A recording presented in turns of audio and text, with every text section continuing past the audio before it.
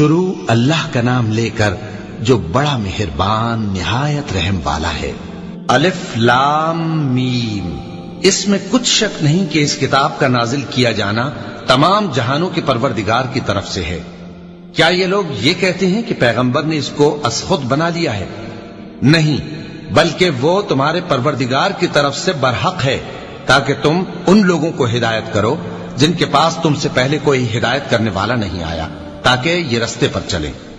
اللہ ہی تو ہے جس نے آسمانوں اور زمین کو اور جو چیزیں ان دونوں میں ہیں سب کو 6 دن میں پیدا کیا، پھر عرش پر جلوہ افروز ہوا۔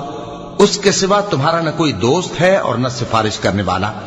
کیا تم نصیحت حاصل نہیں کرتے؟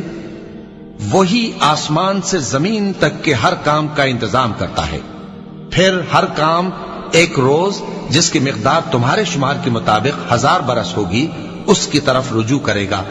اسی شان کا ہے وہ خالق جو پوشیدہ اور ظاہر کا جاننے والا ہے، غالب ہے، بڑا مہربان ہے۔ وہی جس نے ہر چیز کو بہت اچھی طرح بنایا، یعنی اس کو پیدا کیا اور انسان کی پیدائش کو مٹی سے شروع کیا، پھر اس کی نسل ایک قسم کے خلاصے سے یعنی حقیر پانی سے بنائی، پھر اس کو درست کیا، پھر اس میں اپنی طرف سے روح پھونکی اور تمہارے کان اور آنکھیں اور دل بنائے، مگر تم بہت کم شکر کرتے ہو۔ اور کہنے لگے کہ جب ہم زمین میں ملیا میٹ ہو جائیں گے تو کیا اثر نو پیدا ہوں گے؟ حقیقت یہ ہے کہ یہ لوگ اپنے پروردگار کے سامنے جانے ہی کے قائل نہیں۔ کہہ دو کہ موت کا فرشتہ جو تم پر مقرر کیا گیا ہے تمہاری روحیں قبض کر لیتا ہے، پھر تم اپنے پروردگار کی طرف لوٹائے جاؤ گے، اور تم تعجب کرو جب دیکھو کہ گناہگار اپنے پروردگار کے سامنے سر جھکائے ہوں گے اور کہیں گے کہ اے ہمارے پروردگار، ہم نے دیکھ لیا اور سن لیا، تو ہم کو دنیا میں واپس بھیج دے کہ نیک عمل کریں، بے شک ہم یقین کرنے والے ہیں۔ اور اگر ہم چاہتے تو ہر شخص کو ہدایت دے دیتے، لیکن میری طرف سے یہ بات قرار پا چکی ہے کہ میں دوزخ کو جنوں اور انسانوں سب سے بھر دوں گا۔ سو اب آگ کے مزے چکھو، اس لیے کہ تم نے اس دن کے آنے کو بھلا رکھا تھا۔ آج ہم نے بھی تمہیں بھلا دیا ہے، اور جو کام تم کرتے تھے ان کی سزا میں ہمیشہ کے عذاب کے مزے چکتے رہو۔ ہماری آیتوں پر تو وہی لوگ ایمان لاتے ہیں کہ جب ان کو ان کے ذریعے نصیحت کی جاتی ہے تو سجدے میں گر پڑتے اور اپنے پروردگار کی تعریف کے ساتھ تسبیح کرتے ہیں اور غرور نہیں کرتے۔ چونکہ آیت سجدہ تلاوت کی گئی ہے لہذا سامعین پر سجدہ واجب ہے۔ ان کے پہلو بچھونوں سے الگ رہتے ہیں، اس حال میں کہ وہ اپنے پروردگار کو خوف اور امید سے پکارتے اور جو کچھ ہم نے ان کو دیا ہے اس میں سے خرچ کرتے ہیں۔ سو کوئی شخص نہیں جانتا کہ ان کے لیے کیسی آنکھوں کی ٹھنڈک چھپا کر رکھی گئی ہے، یہ ان اعمال کا صلہ ہے جو وہ کرتے تھے۔ بھلا جو مومن ہو وہ اس شخص کی طرح ہو سکتا ہے جو نافرمان ہو؟ دونوں برابر نہیں ہو سکتے۔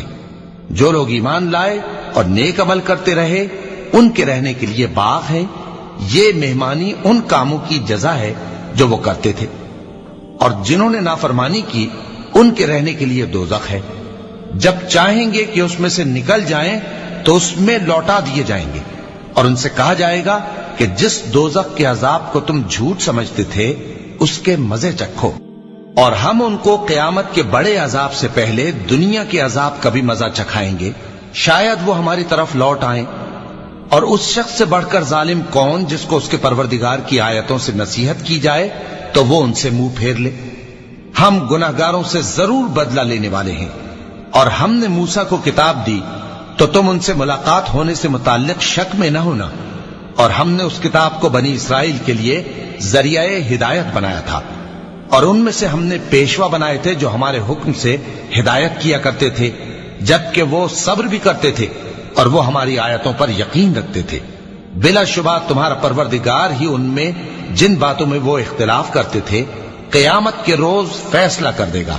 کیا ان کو اس امر سے ہدایت نہ ہوئی کہ ہم نے ان سے پہلے بہت سی امتوں کو جن کے رہنے کے مقامات میں یہ لوگ چلتے پھرتے ہیں ہلاک کر دیا؟ بے شک اس میں نشانیاں ہیں، تو یہ سنتے کیوں نہیں؟ کیا انہوں نے نہیں دیکھا کہ ہم بنجر زمین کی طرف پانی رواں کرتے ہیں، پھر اس سے کھیتی پیدا کرتے ہیں جس میں سے ان کے چوپائے بھی کھاتے ہیں اور یہ خود بھی کھاتے ہیں؟ تو یہ دیکھتے کیوں نہیں؟ اور کہتے ہیں اگر تم سچے ہو تو یہ فیصلہ کب ہوگا؟ کہہ دو کہ فیصلے کے دن کافروں کو ان کا ایمان لانا کچھ بھی فائدہ نہ دے گا اور نہ ان کو مہلت دی جائے گی، تو ان سے منہ پھیر لو اور انتظار کرو، یہ بھی انتظار کر رہے ہیں۔